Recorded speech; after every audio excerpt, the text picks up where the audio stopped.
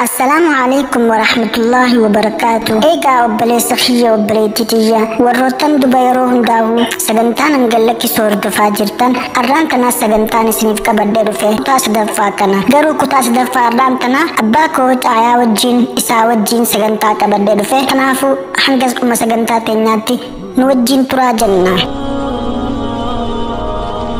أجاب بيجين كده دبردو. لا بخاري خي دبردو سداتني. لا باقيان سدرن دبردو. لا وما ركونغا دبردو سنجين. لا والله باقيان سدرن دبردو. حاجة المخي ربي بس يا قد تسوي بكان سياقو إن شاء الله.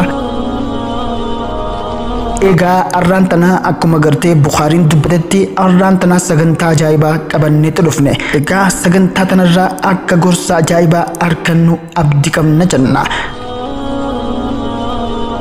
Egaa gammoojjii barahaa Saaharaa keessa ganda tokkotu ture. Garuu ganda kana keessa gammoojjummaan jiraattus isaan dalagaan isaanii tiisiteedha. Tiisitee yeroonii fi bakka jiraatan bonni kan ta'ute gala isaaniitii fi waan tiiffatan hundaahu yaafatanii bakka margi jiru yaa'an. Egaa guyyaa tokko maatii takka keessa abbaa warraatii fi haadha warraatii fi ilmaan isaatii fi haadha isa dhalteetu jira. Hati isa dhalte kun duba nama umriin guddaa gaafatatus nama deemuun dandeenye nama guddaa taate. Egaa gizeenii fi yeroon imalaa geesse yeroon ganda kanarra ganda kaanitti garuu gaafa geessu akkana jechuudhaan haadha mana isaatti dubbate.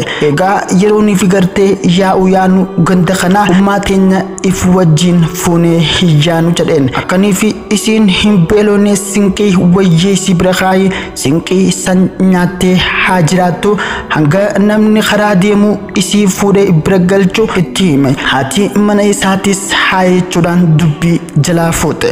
Sanbooda garuu eega imalli jalqabame booda haati mana isaatuun fuutee ilmoo isii ifii dhalte kan inni haalaan jaalatu fuutee aayyoo tana biratti dhiiste. Mucaa tokkicha qaban akkoo biratti dhiiste sinqiis bira keessee kutte. Garuu gizee karaa yaa'an hundaahu abbaan mucaa isaa yaadanne. Egaa gizeenii fi bakka ta'an dhaqan yeroonii fi bakka qubannaa gayan mucaa isaa millatee laalee dhabe. Wayita kana rifatee haadha mana isaatiin mee mucaan eessa keessee je'een. Jaartiinis akkana jechuudhaan deebiste.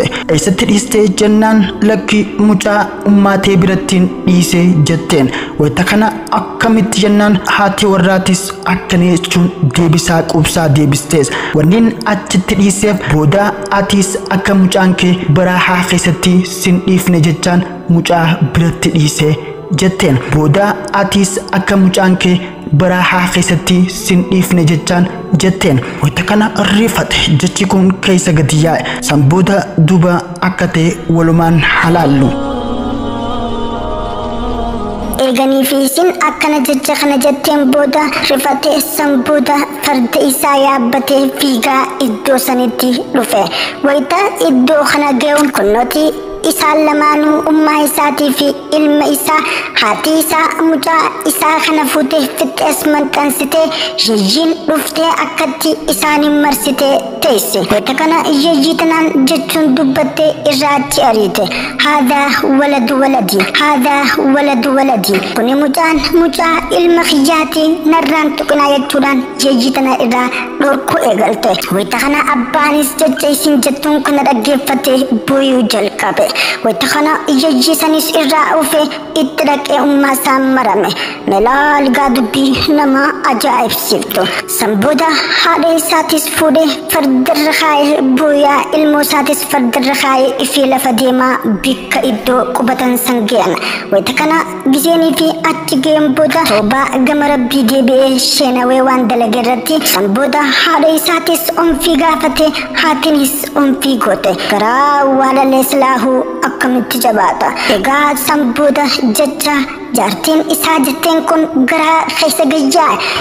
Akkanii fi booda atis hin dhiifneefin biratti dhiise. Egaa silaahuu garuu yoonii fi dubbii tana amma wal cinaa qabnee laallee yeroo ammaatiin haalaan ulfaata waan ta'u isinuu ni beektan. Garuu yoonii fi nuti har'aan tana harabbaa keenyatti tola hin oolle ilmaan keenyaas boruu kanumaan jazaanuu kafalan. San booda garuu bakka yaa'an hundaa'u namni dura inni fuudhee gaalarra kaayu ummaa isaa ta'ate sanbooda haatinis gammaddee irraa jaalattee omfii gooteef egaa sagantaa arraan tanaa asitti dhaabbanna egaa abbaan kiyya irraa xumuroon gaafi.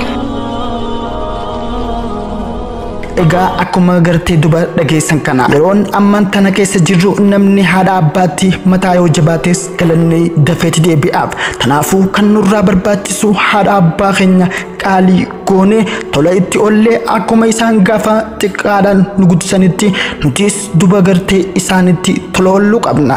Namni haadha abbaatti tola olle yeroo hundaa'uu kabaja qaba. Haadha abbaa kee gabra ta'ii qaddami jireenya kee bilisa taatee jiraatta. Rabbiin nagabbaraa jeeti haadha abbaatti tola olaa jee. Egaa sagantaa teenyarraa akka gorsa fudhattan abdii guddaa qabna. Hanga sagantaa birootti walitti deebinutti wassalaamu alaikum wa rahmatullahi wa barakatuh.